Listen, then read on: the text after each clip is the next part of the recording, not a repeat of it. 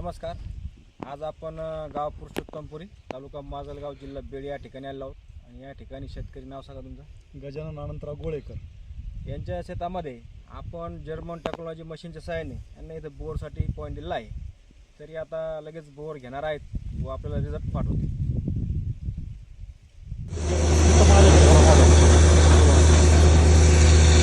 फुल करा.